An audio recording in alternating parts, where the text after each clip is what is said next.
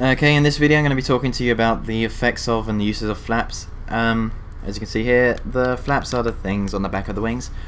What they're mainly used for is for increasing lift.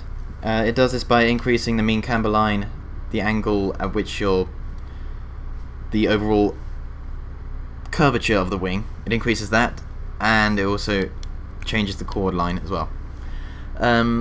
So by increasing the mean camber line, as the air goes under the wing, it is pushed down by the flap, and every action has an equal and opposite reaction, so the wing, the aerofoil, is pushed up, giving you more lift, which is what you want from it. With the lift comes a disadvantage, which is more drag, which is why you don't see planes flying at full speed with full flap. So what this means is that the further you increase the flap, so down to 30 degrees with a Cessna if you want, that's going to have a lot more drag than a clean airframe. Drag increases proportionally more than lift the more you increase the angle of the flap.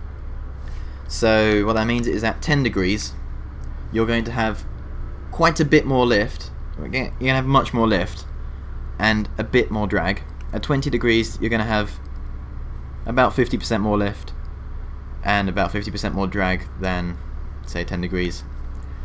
And at 30 degrees you're going to have, these are just made up figures, 25% more lift than 20 degrees and 60% more drag than at 20 degrees.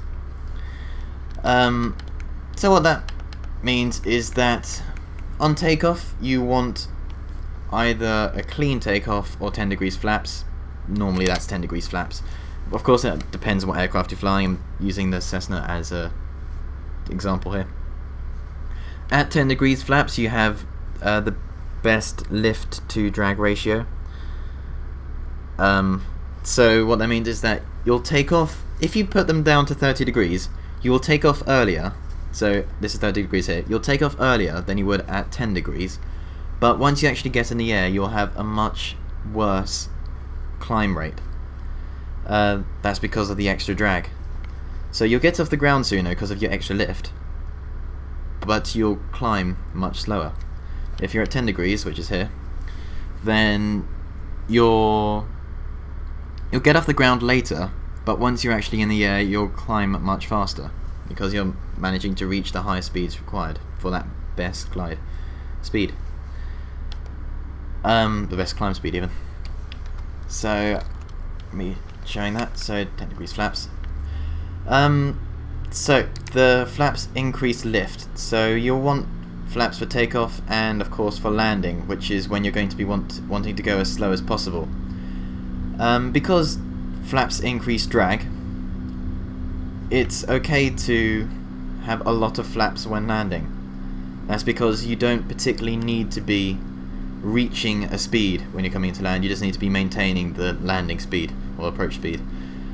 So as you lower the flaps you can just increase the thrust generated from the engines and you can maintain that speed whilst increasing your lift, and your desired speed can be much lower because of the extra drag you're getting from full flaps. I mean the extra lift you're getting from full flaps. So the effects of them. Okay, I'm going to show you a clean climb. This is 70 knots ish, 75 knots, and I'm getting 1,200 feet per minute climb. Now if I were to, well, okay, if you increase lift from your wings you're going to increase your rate of climb initially. So what that means is that your aircraft will pitch up. So in order to counter that you're going to have to pitch down, otherwise you'll just stall because of the extra drag you'll get, as well as the extra angle. Your higher pitch, you'll also be decreasing speed in that way as well. So as you lower flaps you're going to decrease pitch, otherwise you'll just stall and bad things will happen. So now going to 30 degrees flap, You can see this, I'm pitched up completely there, so I need to pitch down to counter that. And if you recall, I was climbing at a comfortable 1,200 feet per minute with no flaps, but now with 30 degrees flap, I'm barely making 500. It's more like 200-300 feet per minute at 70 knots. Yeah, 500. So you can see why you want only 10 degrees flap on takeoff.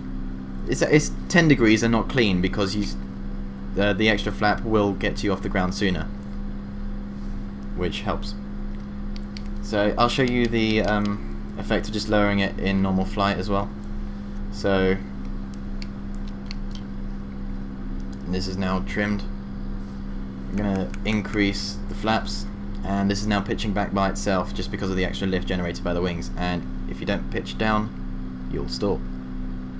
So that's that done. Increasing the flaps also, because it increases your lift, will increase the speed decrease the speed at which you'll stall.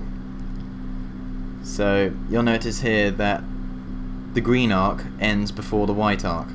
That's because at the end of the green arc, that's the speed at which you'll stall if you're clean, and 40 knots is roughly the speed at which you'll stall if you have full flap, which is what you want to be looking out for if you're coming into land, because that's pretty much the only time when you'll be at full flap and going fairly slowly. So that's flaps done. If you have any comments or suggestions, leave them below.